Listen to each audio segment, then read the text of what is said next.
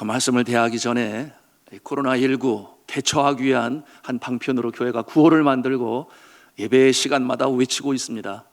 온라인으로 예배를 들으시는 분들도 마찬가지겠습니다. 이 시간 저를 따라서 힘찬 음성으로 구호를 외쳐주시면 감사하겠습니다.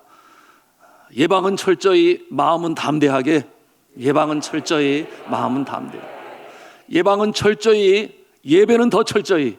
예방은 철저히, 예배는 더 철저히. 예방은 철저히, 기도는 더 뜨겁게. 예방은 철저히, 기도는 더 뜨겁게. 아멘. 우리가 이와 같은 믿음을 가지고 기도하며 예배하며 나갈 때 하나님께서 더 빨리 종식시켜 주시고 믿음의 사람들 지켜 보호하실 줄로 믿습니다. 오늘 이 종이 말씀을 통해 전하고자 하는 말씀의 제목이 있습니다. 또한 같이 한 음성으로 하겠습니다. 고난의 멍에를 함께 매는 성도. 고난의 멍에를 함께 매는 성도. 우리가 다시금 로마서 강의를 이어갑니다. 오늘 우리가 이제 15장을 대하고 있어요. 로마서는 16장으로 이루어져 있습니다. 그러니 이제 그동안 여러 달 함께 로마서 강의 말씀으로 은혜를 받아왔는데 그 대단원의 막을 내릴 날이 이제 멀지 아니했습니다. 아마도 3월의 마지막 주일에 우리가 이 로마서 강의를 마치지 않을까 그런 생각하고 있습니다만은, 여러분, 우리 교회가 새벽 기도회를 하면서 한 책을 마칠 때마다 책거리 떡을 먹고 있어요. 그래서 소설한 재미가 있고 또 하나님께서 한 책 띄어나갈 때마다 감사한 마음, 성취감도 있는데요. 특히 요즘에는 소선지서를 해나가고 있어요. 여러분 아신 대로 소선지서는 짧게 이루어졌으니 어떤 오바댜 같은 성경책은 한 장으로 이루어져 있습니다. 그러니 그것을 마치고 떡을 먹었어요. 그리고 나서 이어지는 요엘서는 3장으로 이루어져 있고 또 요나서는 이제 또 3장으로 이루어져 있는데 요엘서를 마치고서 또 떡을 먹었어요. 그리고 요나서를 마치고서 또 떡을 먹게 되니 참 이 소선지서 12권으로 이루어져 있는데 참 앞으로 떡 먹을 일이 많이 있습니다. 감사한데 제가 말씀드리고자 하는 것은 우리가 로마서를 마칠 때쯤이면 우리가 함께 떡을 띄었으면 좋겠습니다. 하나님께서 코로나19를 물리쳐 주시고 다시금 우리가 떡을 떼고 함께 교제를 하고 식사를 하면서 이와 같은 모습으로 정상적인 예배의 모습으로 돌아설 수 있기를 간절히 바라며 소망 중에 기도합니다. 정말 그러기를 바랍니다. 우리 교회가 설립된 이후로 한 번도 주일날 함께 교제하고 함께 식사했던 그 일을 멈춘 적이 없어요. 이와 같은 초유의 일이 지금 벌어지고 있는데요. 사랑하는 성도 여러분, 우리가 이와 같은 상황에서 행여나 심적으로 가라앉고 행여나 이와 같은 모습 때문에 혹시라도 믿음에서 떨어져 나가거나 그와 같은 불안한 마음으로 인해서 우리의 신앙이 흔들림이 있는 그와 같은 모습은 되지 말아야 하겠습니다. 예방은 철저히, 그러나 마음은 담대하게 이와 같은 모습으로 전진해 나가시는 그 모습이시기를 주님의 이름으로 축원합니다. 여러분, 공예배가 되기 위한 두 가지 아주 중요한 요소가 있습니다. 첫 번째는 성소요, 두 번째는 모임입니다. 여러분, 이 성소라고 하는 장소의 개념을 말하고 있죠. 여러분, 이 장소를 성소라고 말을 합니다. 그리고 둘째는 모임이라고 그랬습니다. 그 모임이란 곳, 함께 교제하는 것입니다. 그러니 장소와 모임의 이 두 가지가 이루어질 때 비로소 공예배의 기능이 살아나게 되는 것입니다. 이 거룩한 장소, 이 성소의 개념은 이러합니다. 구약시대의 성소는 성전이었습니다. 신약시대의 성소는 교회가 되었습니다. 그리고 교회란 성경의 말씀대로 내 이름으로 함께 모인 곳, 여기서 말하는 내라고 하는 그것은 예수 그리스도를 말합니다. 예수의 이름으로 함께 모인 그곳이 곧 주님께서 함께 하시겠다 하셨으니 바로 그 모습이 교회인 것입니다. 그곳이 어디겠습니까? 신약시대의 교회가 시작되기 전에는 마가의 다락방이었습니다. 그것이 내 이름으로 모인 그곳, 주님이 함께 하시는 예배 처소 성소가 되었습니다. 로마 제국의 기독교 압제 시대에는 지하 무덤인 카타콤베가 성소가 되었습니다. 이와 같은 모습을 보면 장소는 변할 수 있습니다. 제가 필리핀에서 사역을 감당할 때 한 마을에, 복음이 들어가지 않은 마을에 복음으로 전하게 되니 한 사람, 두 사람, 세 사람, 결국은 마을 전체가 예수를 믿게 되었어요. 너무나 감사하지요. 그래서 이제는 예배를 드려야 되겠다 생각을 하게 되었는데 예배당이 아직 없어요. 그래서 기도하는 가운데 주님께서 떠오르게 하셨던 그림이 있으니 그 마을 한복판에 있는 커다란 망고나무가 있어요. 그래서 망고나무 아래에서 모여 예배하면 되겠다. 여러분, 이 망고나무가 크기도 하지만 잎사귀가 아주 촘촘해서 비가 와도 그 안으로 물이 쉽게 떨어지지가 않아요. 그래서 아주 천연적인 자연적인 예배 장소 아니겠습니까? 그래서 그곳에 가서 예배를 드리게 되는데 너무나 감사한 것은 하나님께 헌물을 드려야 한다 그렇게 말씀으로 가르쳤는데 보니까 암탉을 2마리나 묶어서 거기 그 망고나무 아래다가 이렇게 묶어놨더라고요. 그래서 그 모습을 볼 때 제 마음에 감사가 넘쳤습니다. 예배를 드리게 되는데 보니 사람만 모인 게 아니었어요. 주인 따라 나선 개들이 또 거기 함께 한 자리에 했습니다. 그런가 하면은 꼬꼬꼬꼬꼬 하는 닭들이 지나가다가 또 뭔 일 있나 그래서 모여있는 그 모습. 그런가 하면은 제가 예배를 드리다가 이렇게 보니까 망고나무 우카지에 원숭이가 앉아 있어요. 그래서 원숭이도 사람도 짐승도 자연도 다 함께 예배드리는 그 모습이 저에게 너무나 감동이 되고 영원히 잊혀지지 아니합니다. 예배의 장소가 어디 있든지 가장 중요한 것은 신령과 진정으로 중심으로, 가정에서 예배를 드리시는 우리 성도 여러분, 혹깃을 여미고 단정하게 중심으로 예배 드리실 수 있기를 바랍니다. 예배를 주님께서 받으시는 것이죠. 자, 그렇습니다. 그렇기 때문에 예수 그리스도께서도 사마리아 여인에게 이 장소에 대해서 언급하셨어요. 장소가 중요한 것이 아니라 이 산에서도 말고 예루살렘에서도 말고. 이게 무슨 말씀이에요? 여러분이 이 산이라고 하는 것은 북쪽 사마리아 그 지역 중심에 있는 그리심산, 그곳에서 북쪽에 있는 백성들이 예배를 드렸어요.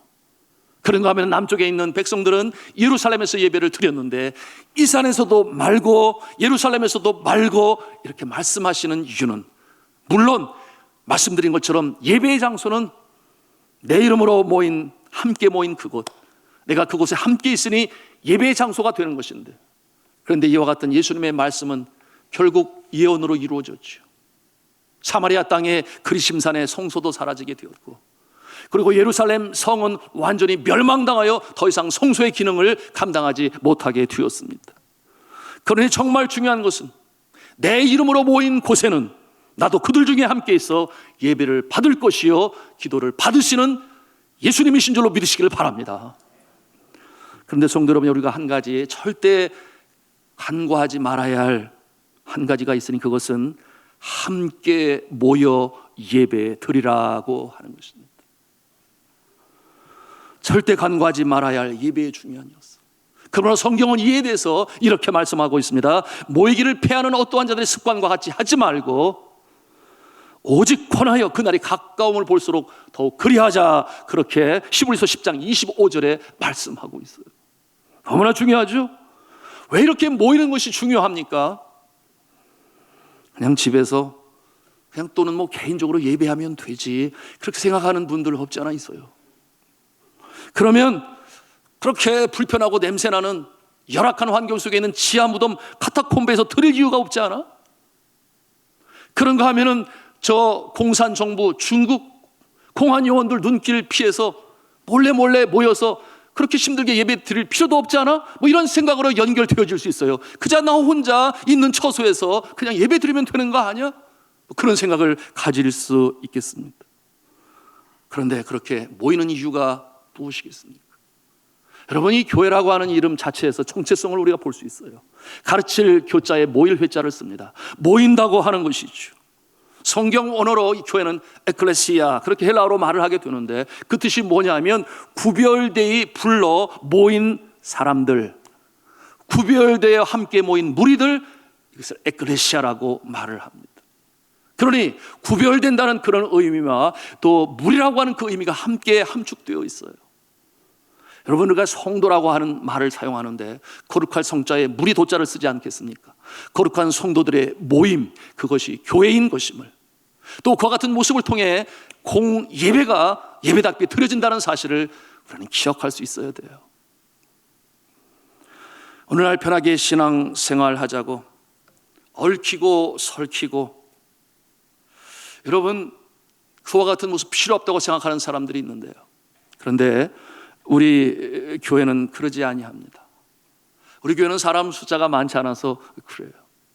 그런데 여러분, 과거 한때에 그런 사람들도 있었어요. 무교회주의자라고 그랬어요. 일제 시대에 있었죠. 그런가 하면 오늘날에는 가난한 교인도 있습니다. 여러분, 가난한 교인 아세요? 거꾸로 하면 안 나가. 나 혼자 신앙생활하고 나 혼자 예배 드리면 돼. 이와 같은 모습들 왜 없겠습니까? 그런데 거기에 대해서 예배에 대한 확실한 성경적 개념을 알지 못하니 그와 같은 모습인 것이죠. 그런가 하면은 익명성을 가지고 초대행교회에 주로 그런 모습을 볼 수 있는데요, 익명성을 가지고 교회에 나가는 사람들도 있어요. 교회에 가기는 하는데 나오긴 나오는데 등록을 하지 않아요. 가족이 되려고 하지 않아요. 왜 그와 같은 마음을 갖겠습니까? 한마디로 말하면 편하게 신앙생활을 하자고, 얽히고 설킬 필요 없다고. 여러분, 우리 교회 같은 작은 교회, 아담한 교회 또는 중형 교회는 그런 모습 없습니다만은 초대형 교회는 말씀드린 것처럼 얼마나 그와 같은 모습이 많은지 알 수 없어요. 과연 주님이 기뻐하실까 생각해 봅니다. 누가 누구인지를 몰라요. 그렇게 교회 나오는 사람들은 그 교회의 교인이라고 말할 수 있겠습니까? 초대교회가 그와 같은 모습을 가지고 있었습니까? 어림도 없지요. 서로 물건을 통용하고 어려운 자들 위하여 물건과 땅을 팔아 섬기며 함께 공동체를 이루었던 초대교회의 그 아름다운 모습은 결코 익명성이란 있을 수가 없어요. 이렇게 예기치 않게 코로나 사태가 터지니 그 익명성 교인들 속에 가라지가 뿌리워집니다. 누구겠어요? 신천지 신도들 아니겠습니까? 이 악의 세력은 하나님께서 심판하시지요. 지금도 심판하고 계세요. 그런데 그들은 겉으로 보면 알 수가 없어요. 할 길이 없어요. 더군다나 마스크까지 끼면 할 수가 있겠습니까? 그러니 최고의 특단의 대처 방안은 무엇이겠습니까? 여러분이 다 잘 아세요. 저는 기도합니다. 간절히 기도합니다. 이 공예배, 온전한 공예배, 주님이 함께 하시겠다고 하는 그와 같은 약속한 모임의 장소요, 그 자리에서 성도들이 함께 모여 예배하고 뿐만 아니라 함께 떡을 떼며 교제하고, 진정한 성도의 교제, 초대교회의 모습의 예배가 다시금 정상으로 회복될 수 있기를 간절히 바라고 기도하며 소망 중에 기다리고 있습니다. 저뿐만이겠어요? 우리 교회 장로님들 얼마나 간절히 기다리고 기도하는지 몰라요. 어서속히 교회가 정상이 되어야 돼요. 여러분, 중직자들 같은 마음이죠. 우리 모두의 마음 아니겠습니까?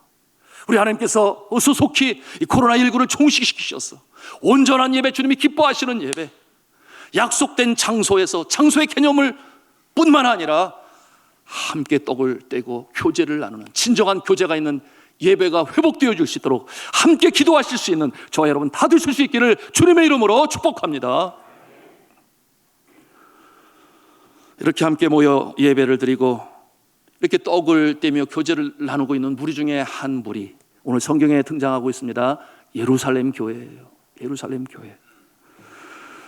그런데 역경이 닥쳤습니다. 주 41년경에 그 당시에 로마 황제 글라우디오가 통치할 때에 여러 번 기근이 있었어요.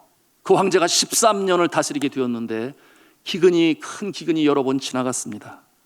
그러니 예루살렘에서 첫 교회로 시작되어진 예루살렘 교회, 기근으로 인해서 먹을 것이 없어요.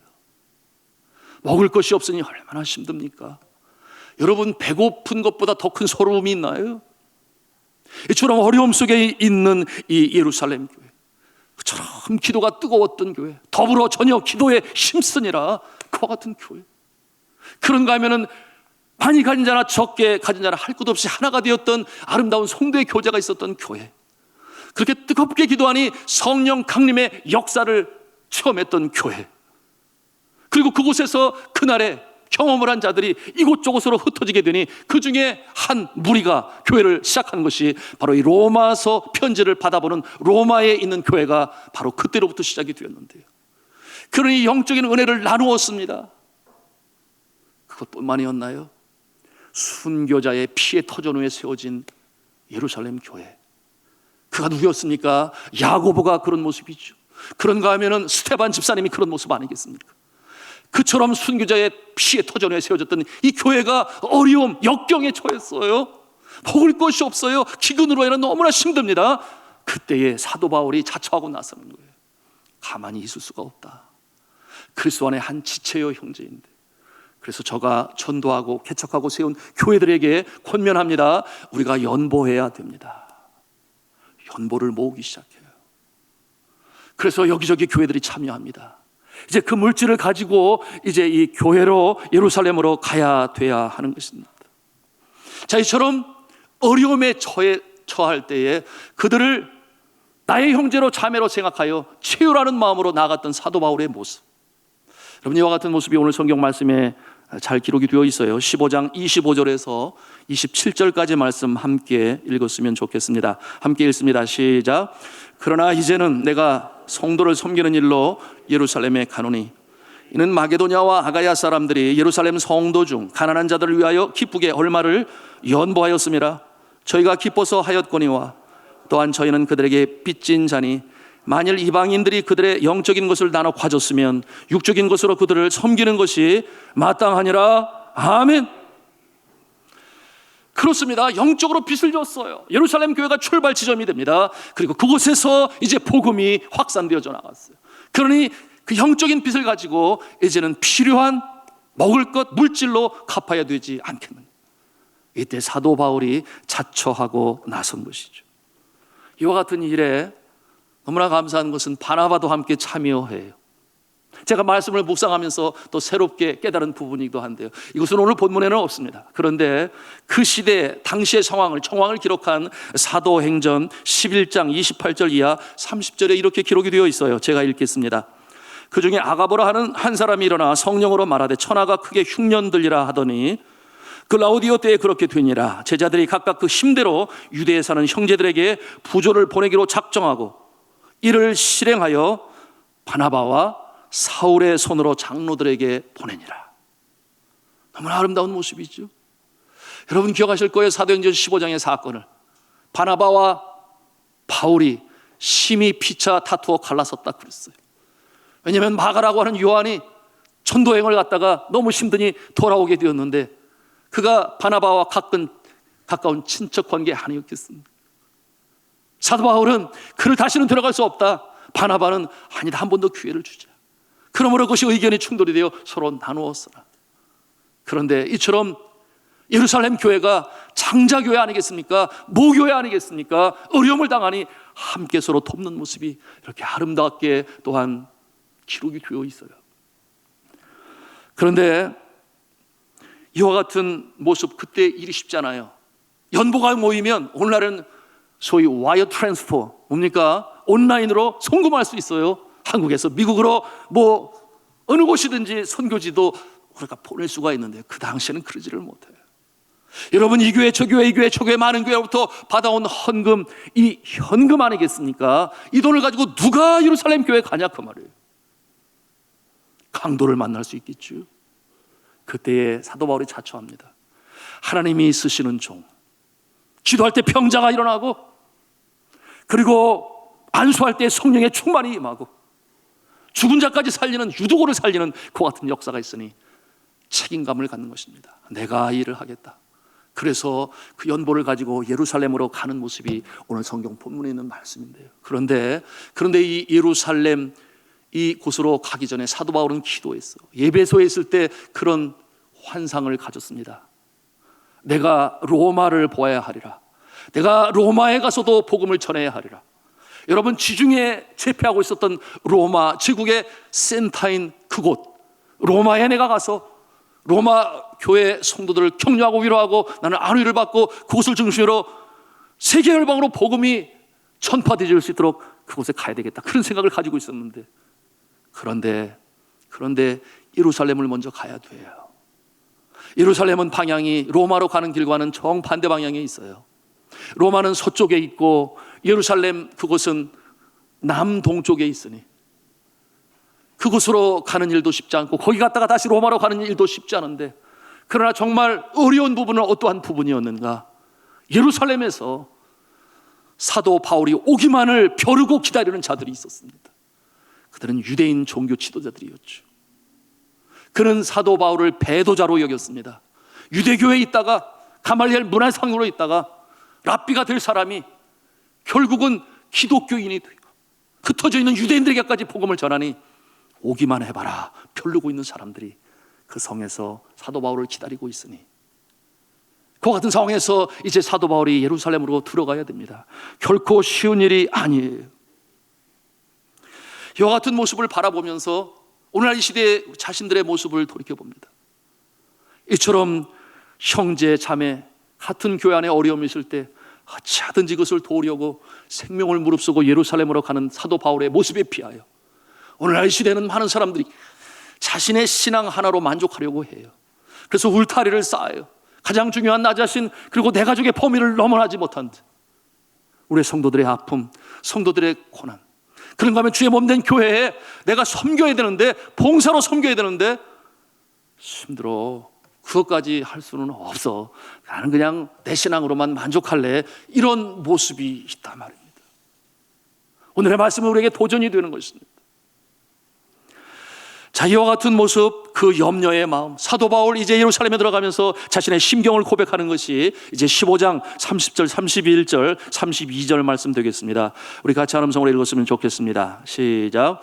형제들아, 내가 우리 주 예수 그리스도와 성령의 사람으로 말미암아 너희를 권하노니 너희 기도에 나와 심을 같이하여 나를 위하여 하나님께 비로 나로 유대에 순종하지 아니하는 자들로부터 건짐을 받게 하고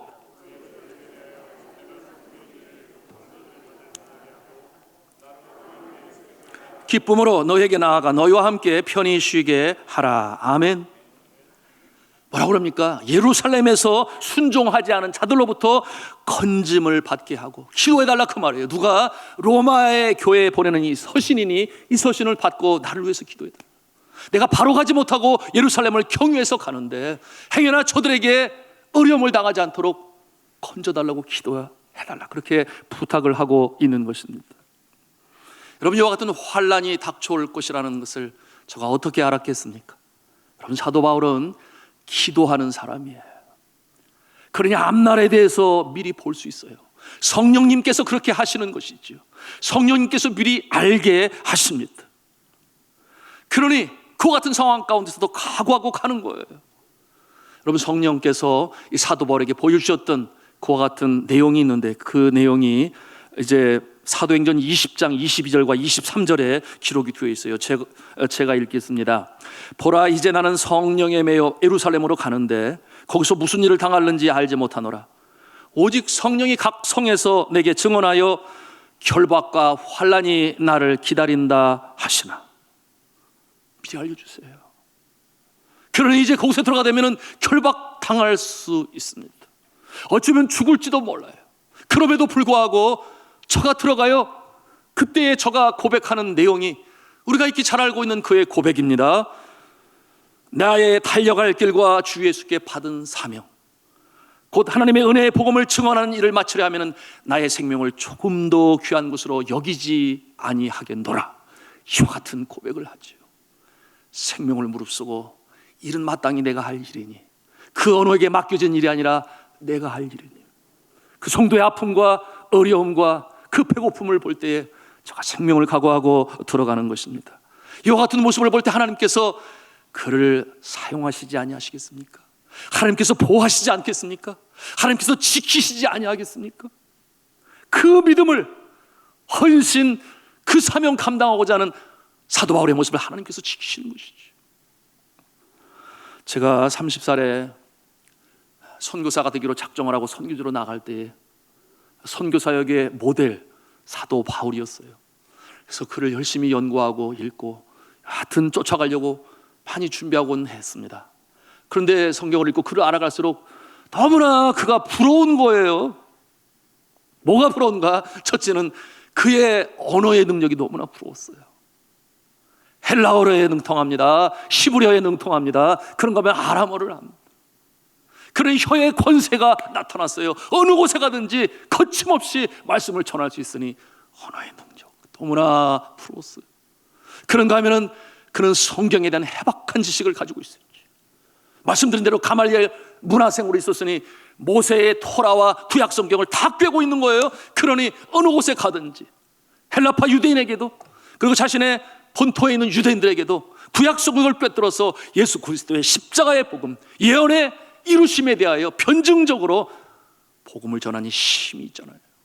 그것이 부러움이 되었고, 그런가 하면은 그 당시에 가장 세계를 제패한 지중해를 정복한 로마 제국, 그가 로마의 시민권을 가지고 있었어요.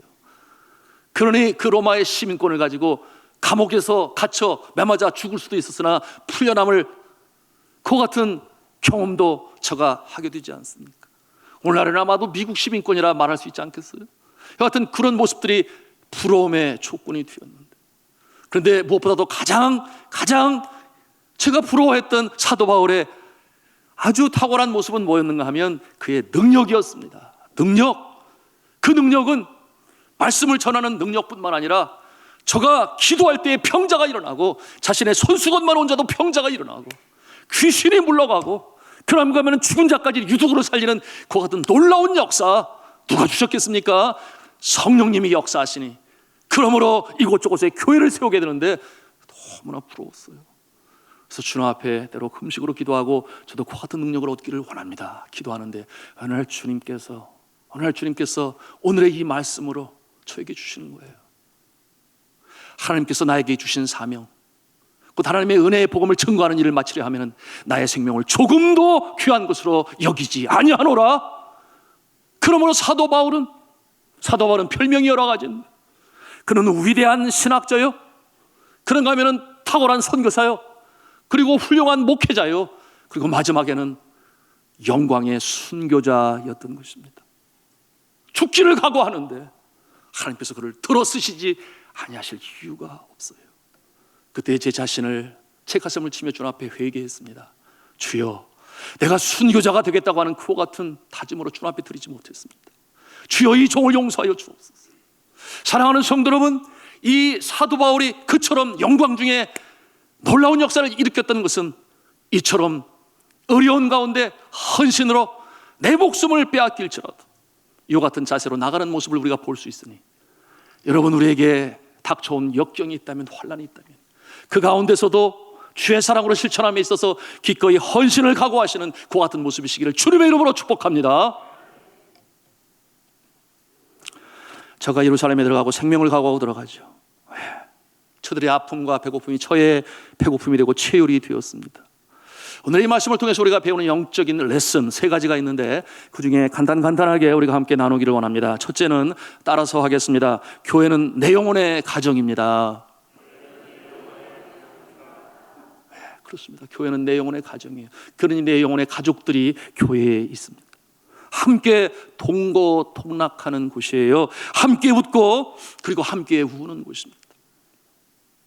제가 어제 그동안 암병으로 투병하시던 우리 교우 한 분 여집사의 어머니께서 소천하셨어요. 2010년에 제가 고개 돌아왔을 때 그때 이미 암병으로 고생하셨는데 나중에 또 재발하셨어요. 그리고 이 우리 교회 여집사님은 남편의 일찍이 어였습니다. 학교에 봉직하면서 2 자녀를 키워야 되는데 쉽지 않잖아요. 학교 선생님 하면서 자녀들도 키워야 하고.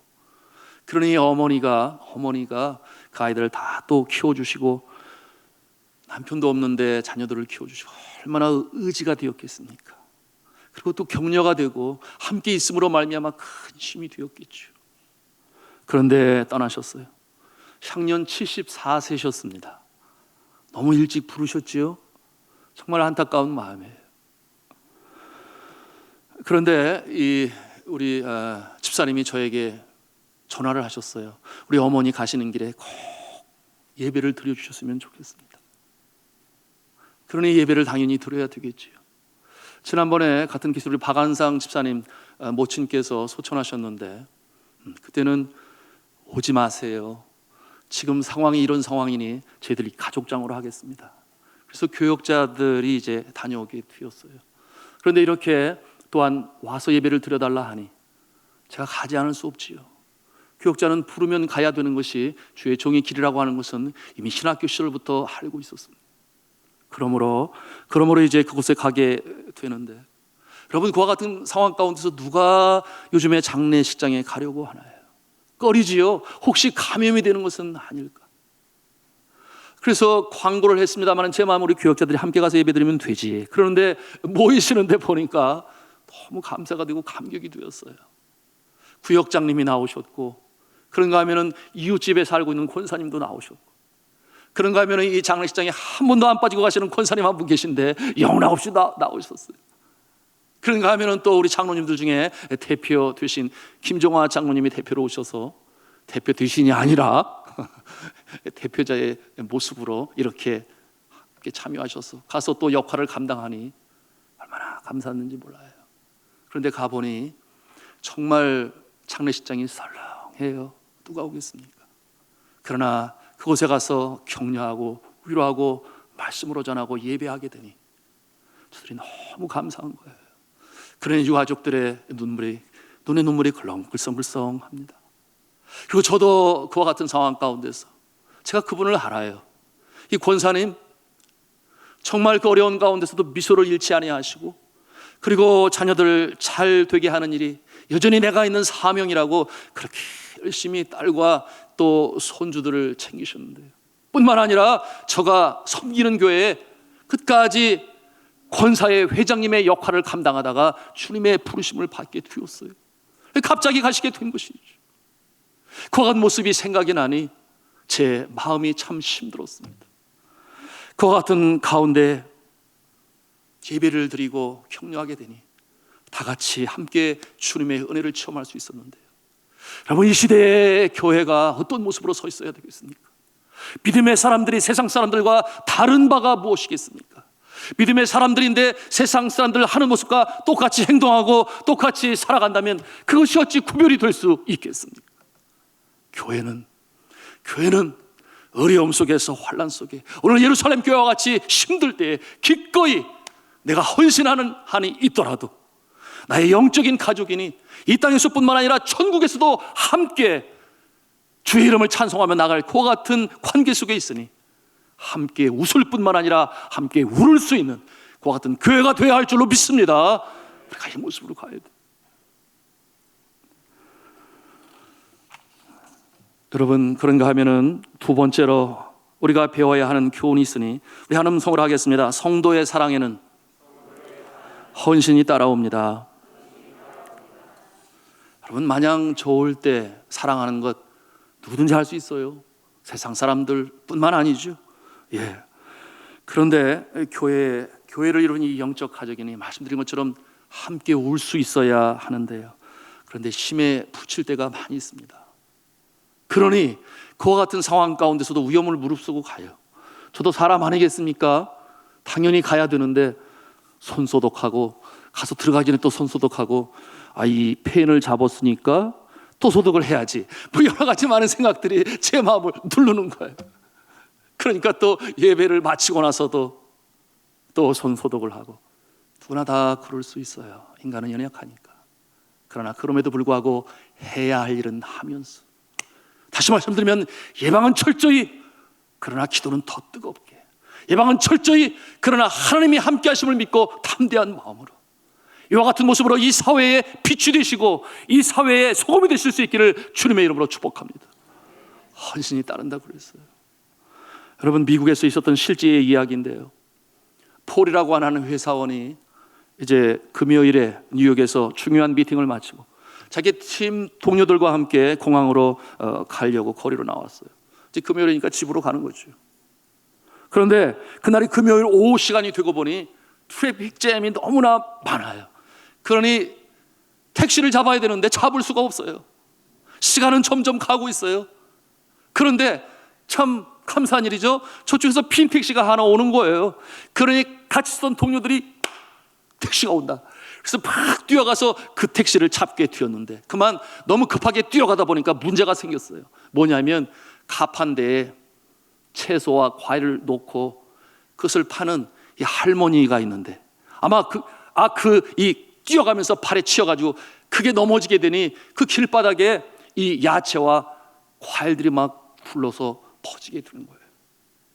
그와 같은 상황께서 친구들은 택시를 잡았는데 폴이라고 하는 이 사람은 차마 그 모습을 보고 갈 수가 없는 거예요. 그래서 이제 그 야채와 채소와 과일들을 주섬주섬 담아서 정리를 이렇게 하려고 하는데, 저 택시 안에 있는 친구들이 불러요. 빨리 와, 안 오면 비행기 놓쳐, 빨리 오라고 막 부르는 거예요. 그런데 그냥 가라고 그랬어요. 차마 그것을, 그 모습을 보고 떠날 수가 없으니까. 그래서 그렇게 다 챙겨드리고, 그리고 이제 지갑을 열어서 할머니, 이게 얼마 되지 않지만 이것이 손에 배상이 될지 모르겠어요, 도움이 될 테니까 받으세요. 그러는데 보니까 이 할머니가 시각 장애인이세요. 눈이 보이지 않으시는 분이세요. 그러니 이 할머니가 뭐라고 그랬는가 하면 이 폴에게 말하기를 Are you Jesus? 그렇게 불렀어요. 당신은 예수님이십니까?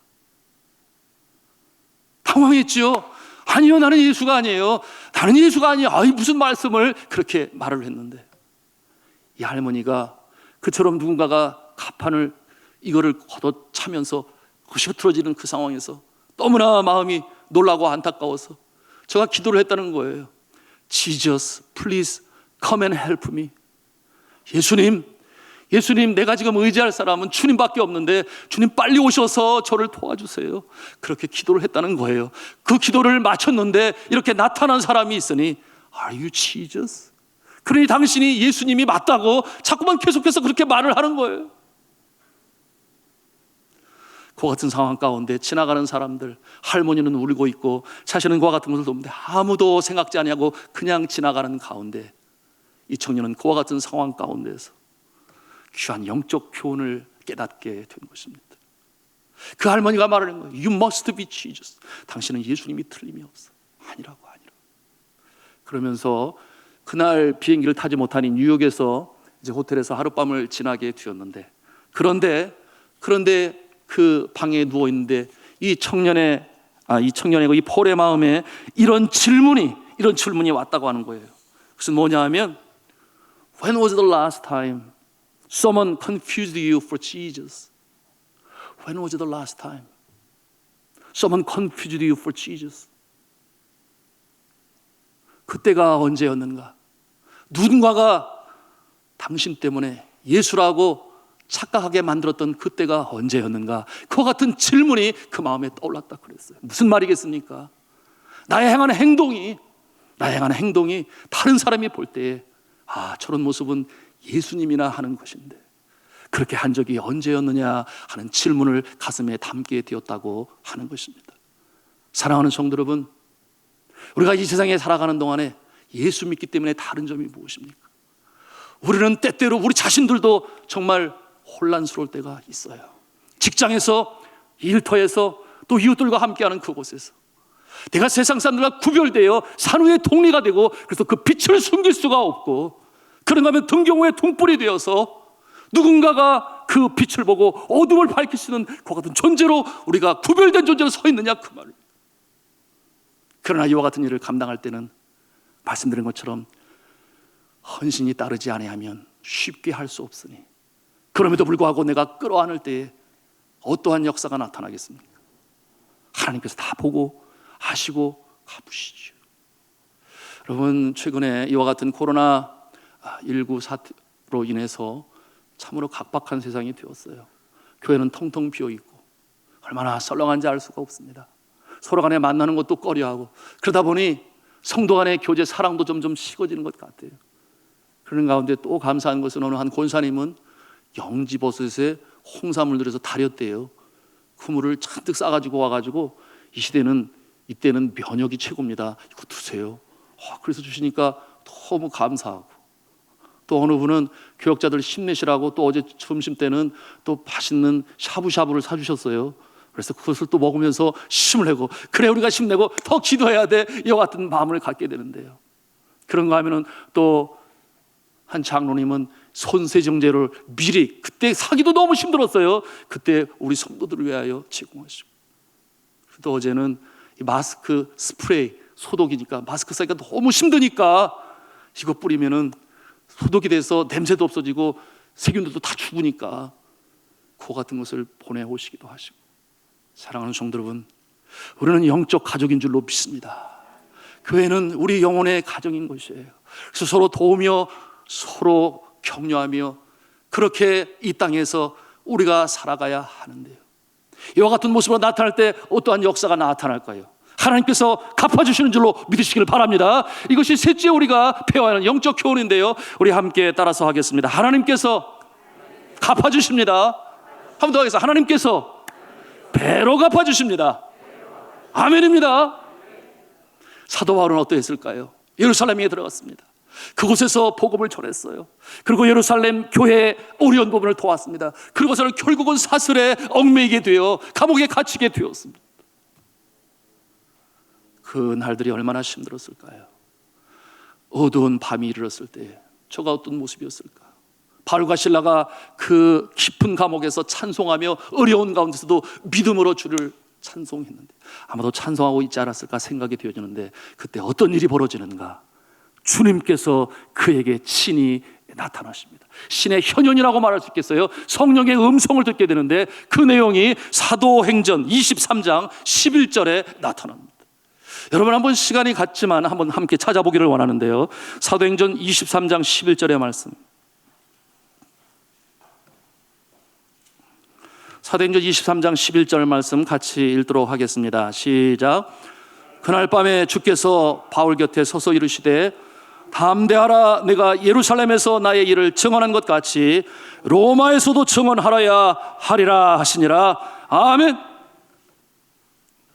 저가 죽기를 각오하고 생명을 각오하고 예루살렘 교회의 그 어려움을 참아 볼 수 없어 견디지 못해 연보를 모아서 그곳에 들어가고 그들을 격려하고, 그리고 자신의 같은 동족 아니겠어요? 복음을 전하다가 잡혀 들어가게 되었으나 하나님께서 다 보고 계시는 것이죠.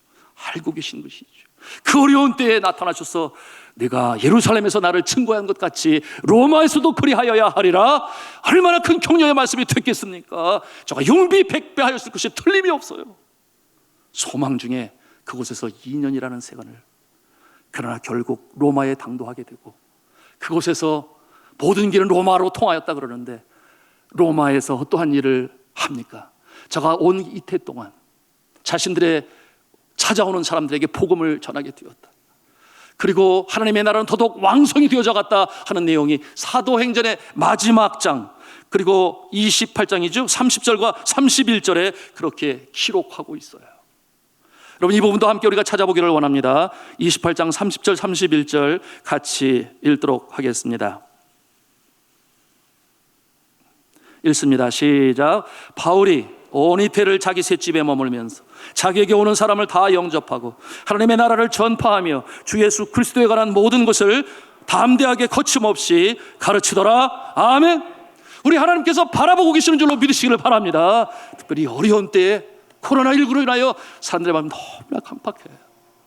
이와 같은 때 우리 믿음의 사람들은 헌신을 각오하고, 확진자가 우리 성도 중에 누가 있으면 안 되겠습니다만은 믿음의 사람들 중에 있다면 더 전화해서 격려하고 위로하고 눈물로 기도하고 내가 혼자가 아니구나 하는 것을 알 수 있는 이 영적인 교제, 성도의 교제, 함께 예배함으로 하나님께 영광을 올리시고 어려운 때를 이겨나가시는 하나님의 성도들, 하나님의 백성들 다 되실 수 있기를 저는 주님의 이름으로 축원합니다.